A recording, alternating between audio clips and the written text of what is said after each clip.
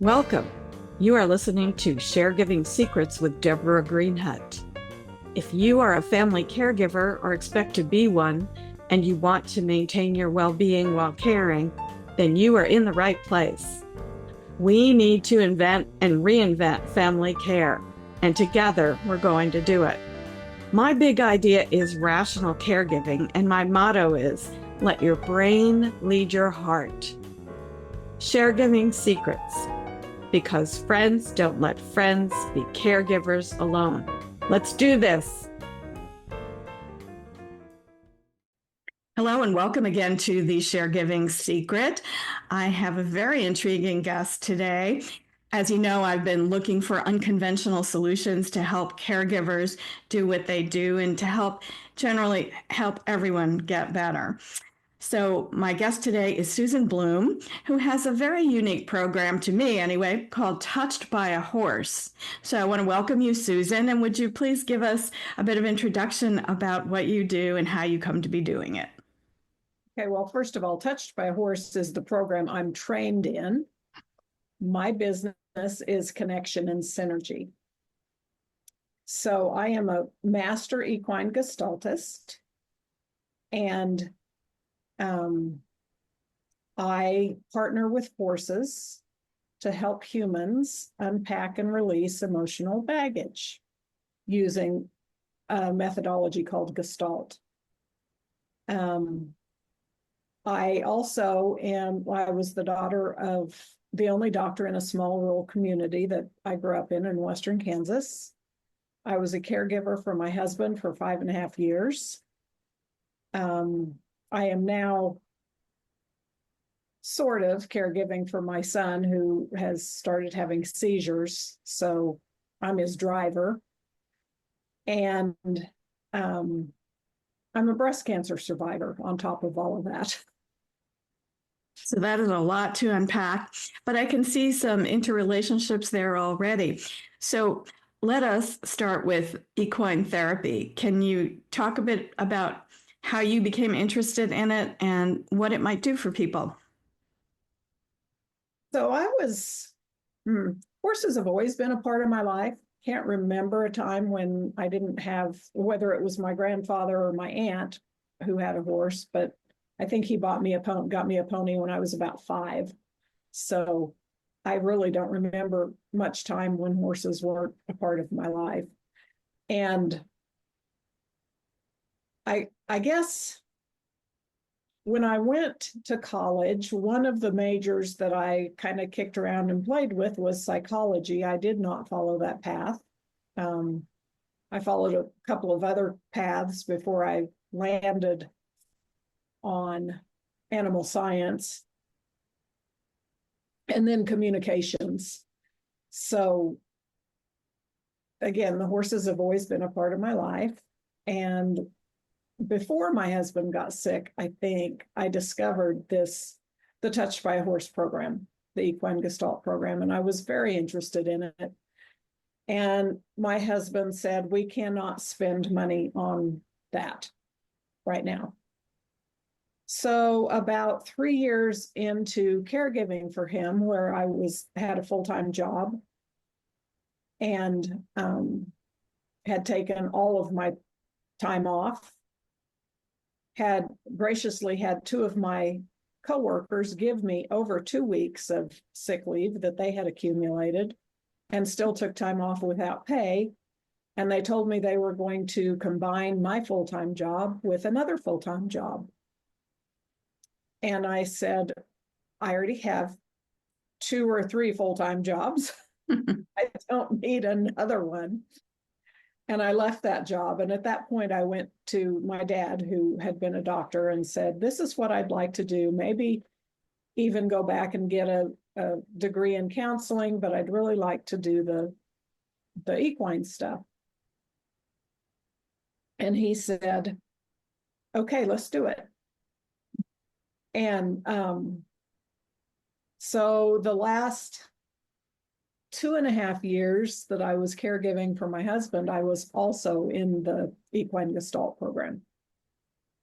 And then the last 6 or 8 months, I think it was about 8 months before he died, I was diagnosed with breast cancer. And I would say that, I know where that came from. It was my heart was breaking. It was tough. It's tough. You don't take care of yourself as a caregiver. And I thought, everything was fine. So, and it took me about 2.5 years to get through the 2-year program, because when I was diagnosed, my mentor and trainer said, take a little extra time to finish this up. You're so close. I had already passed my final test, and I had one more in-person training to go to, and just a few paperwork things that we needed to finish. So I think it was about 5 weeks after I finished that program, my husband kind of dramatically died. And that's how I got to where I am today. I moved to eastern Kansas, to a more populated area, and have a beautiful 100-acre ranch to practice with people through equine gestalt. So that's where I am today.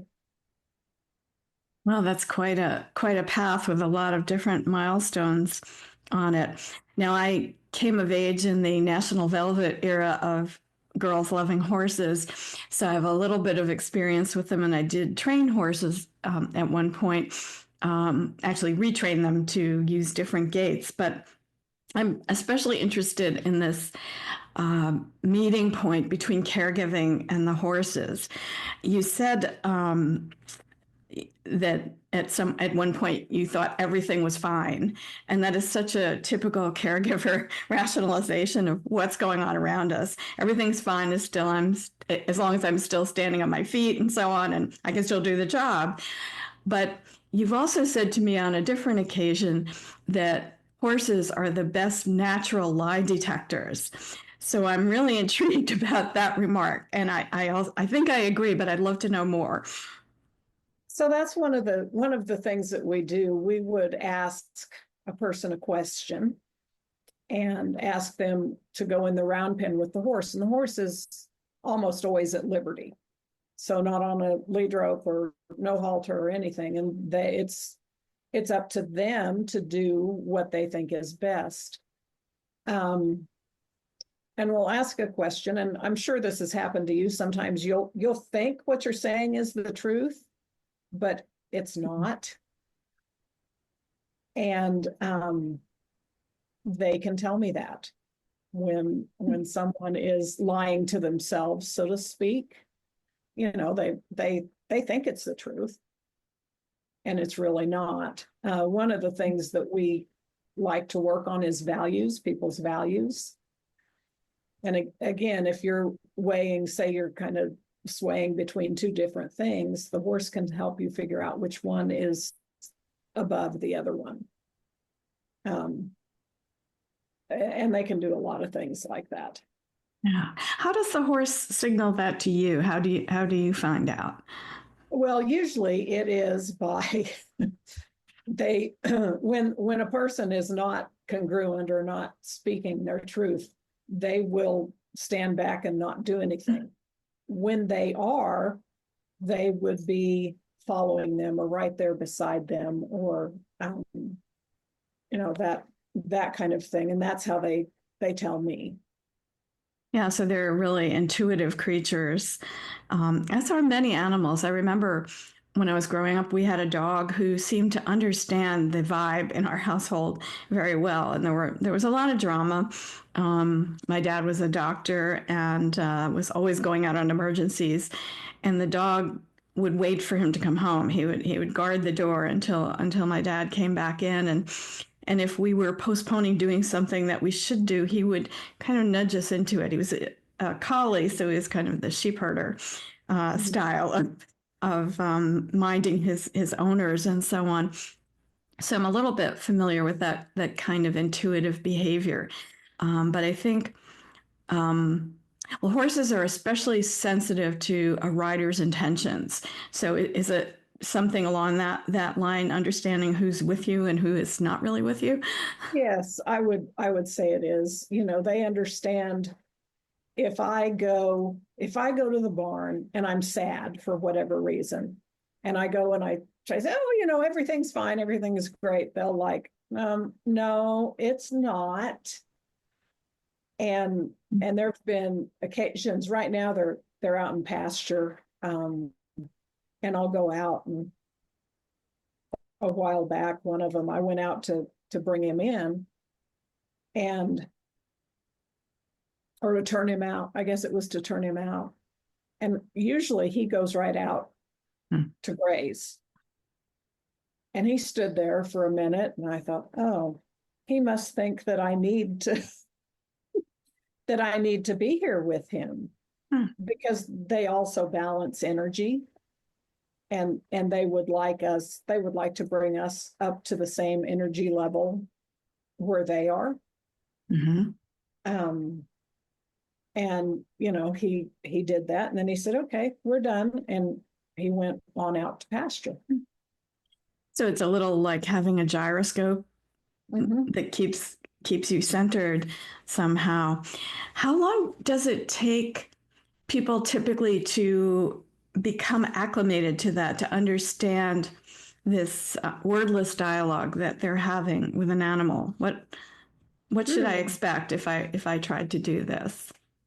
Well, the training program that I took is an intensive 2-year training program. But I'm thinking more a client. How would for a client? Yeah, how would they acclimate to it?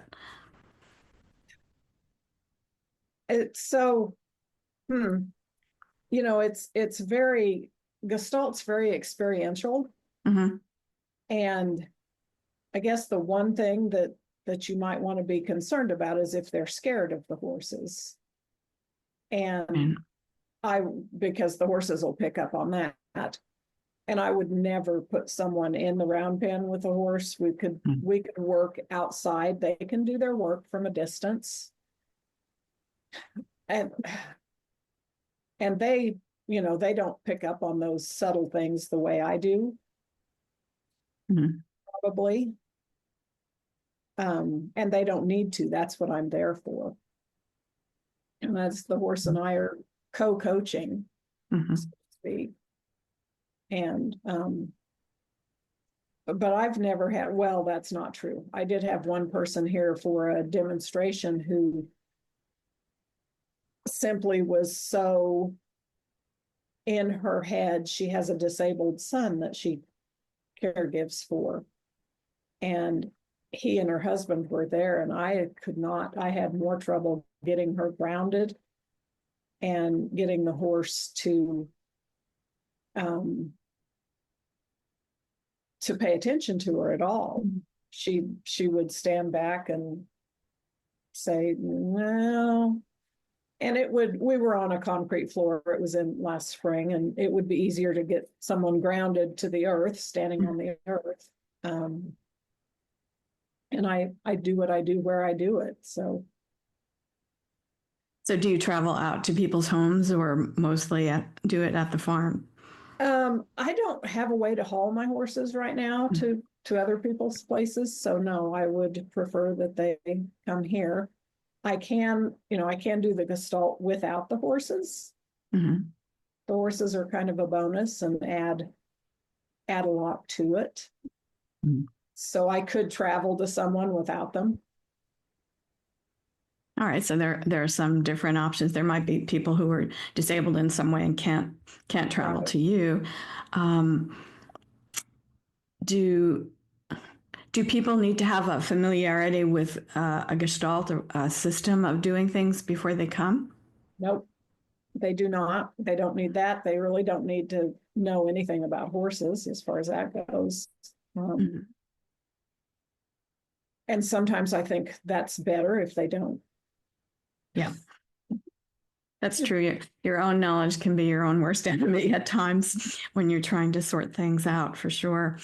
What is the most important thing about working with an animal intermediary like this? What is the most important message you would want to tell our audience about this? Well, if you're going to come with an open heart and an open mind.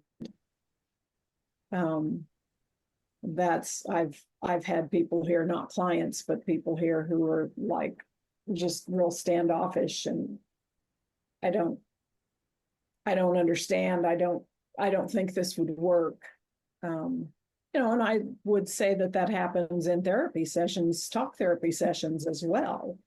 People come in with an attitude of, this is baloney, and I'm not going to try, and they waste their money. And that would be the same thing here.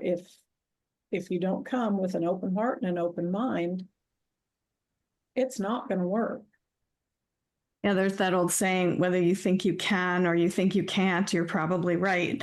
So the attitude you approach with is going to be important no matter what type of therapy we're talking about.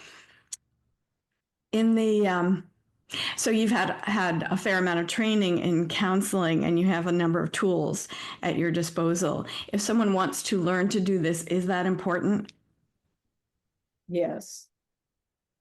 The tools and the program is slated. She says you don't have to even have any horse experience to do the program for your own horses. If you can go, say, if I have a place that has horses where I want to practice and will allow me to partner with their horses, I can certainly do that as well. So there are people who have graduated from the program who don't have horses of their own, and they do that sort of work. I also took another 2-year training in just Gestalt without the horses. Mm-hmm. So I have 4 years of Gestalt training. And then I took another training for facilitating, and I call them play shops, but they are team building, leadership training, mindfulness for any sort of a group. It could be a family group, it could be a corporate group, any sort of group could come out and do these team building and these experiences with the horses. Oh, that's great. Yeah. I was thinking horses often figure in creative works of art. Do you view this as a way into a person discovering their own creativity in some way? Do the horses help with that? Yeah, I've even talked with a woman who runs a writing group about doing some small writing retreats here. To be here, like I said, I have 100 acres. It's beautiful to be here, where it's I call it Serenity Ranch. It's very serene, and maybe do some Gestalt work with the horses and have time to write. And I'm open to stuff like that as well. I've got a few extra rooms here in the house so I can host some people. And I also am certified in a business coaching training, so I can do that as well. And one of the things that I see for that is to come in and spend a day or two here with the horses and work on those things where you're stuck. Mm-hmm. And then do some Zoom coaching as well after that, and maybe end up with another session with the horses. That sounds great. I know often people reach a block when they have a creative project going, and it would be helpful to be able to find a way to process that and move on to keep going. So that's something important to keep in mind. And many caregivers turn to a creative activity after being held in that container for so long. So I can see a nice continuum there of ways to use equine therapy apart from and around caregiving. So that's great that there's so many uses of it. If people want to reach out to you to find you, how would they do that? Well, I have a website. It is connectionandsynergy.com. just like my name, and is spelled out. Or my email address is susanb@connectionandsynergy.com. That would be my preferred way to communicate with people. That's great. We will put those in the show notes as well. So there's an opportunity. Do you see yourself putting out books or other materials in the future that might be helpful to people to understand these things? I am right now working on a book about caregiving, the 5.5 years of caregiving for my husband. And I recently, as my son was hospitalized for some testing for the seizures, have started working on something around that as well. I think these are the stories that we need to tell because caregiving is such an insular, isolated activity that people are often shocked by what it requires of us when it comes Right. along. So, And honestly, I've encouraged him. He's 24, and we have 3 kids. He was the one who was at home when his dad got sick, and he was 12, which is a really hard age to lose your same-sex parent. But he basically kind of lost both of us because we were traveling. I mean, we drove, I figured it up one time, just for my husband's care, over 57,000 miles. gosh. And my parents lived just a few blocks away, so it wasn't like he was shuffled around. There were times he was actually shuffled around from place to place, but usually he was at my parents'. And then his dad died when he was 17, between his junior and senior year in high school. And I believe that all of that is a big cause of his seizures. And so whether it would be published or not, I have encouraged him to write about it, because I think it would be good for him. It would help other people too, but more importantly, I think it would help him. Yeah, I think often we think if we're going to write something, it has to be some major league triumph that nobody's ever thought of before. But these down to earth human moments where people have to struggle to survive and do are probably more meaningful to most people when we stop and think about it. Just to know, because we want to build our empathy, and hearing other people's stories is a wonderful way to do that. So I hope he will write it. You know, it will help somebody. That's what I find with story. It will help somebody, even if it's just one person who can live a more comfortable life because you told your story. It's certainly worth it. Now you've got my brain going too. One of the things I'd like to do is to do some speaking. Mm-hmm. And he loved to act in high school, and he's a singer and a musician. Maybe he could help people that way too, by doing speaking. I have spoken with a number of people whose kids have lived through a major experience, whether it was healing themselves. I know of one person who's going to be on my show in a few weeks, whose daughter was diagnosed with an incurable disease, but her determination and will to live is so inspiring. So I'm looking forward to that interview. I'll share that a little up front with the listeners, but every story that isn't about the everyday is worth it. And also the everyday challenges that anyone faces are faced differently by each of us. We're not all the same. So it's very helpful to hear those stories. Well, okay, I'm going to throw this out here. All right. I'm ready. He was in the hospital to have what they call a video EEG. So he's under surveillance for 24 hours a day, and he has EEG nodes all over his head. And they try to induce a seizure. And yesterday, when we finally talked to the doctor afterwards, I asked him, I said, so what part of his brain is this in? He said, well, it's in the temporal lobe. Mm. And I said, so is that what they call the amygdala? And he said, yes. And I said, so he's going into fight, flight, or freeze mode. And he said, well, maybe. I mean, he's not going to say that. I've always thought his seizures were emotionally charged. Mm-hmm. And that the doctor also said that most epilepsy is in the temporal lobe. Mm-hmm. So I think if you could calm the amygdala to an extent, Mm-hmm. that for him especially, because they've really not found a good cause, that it would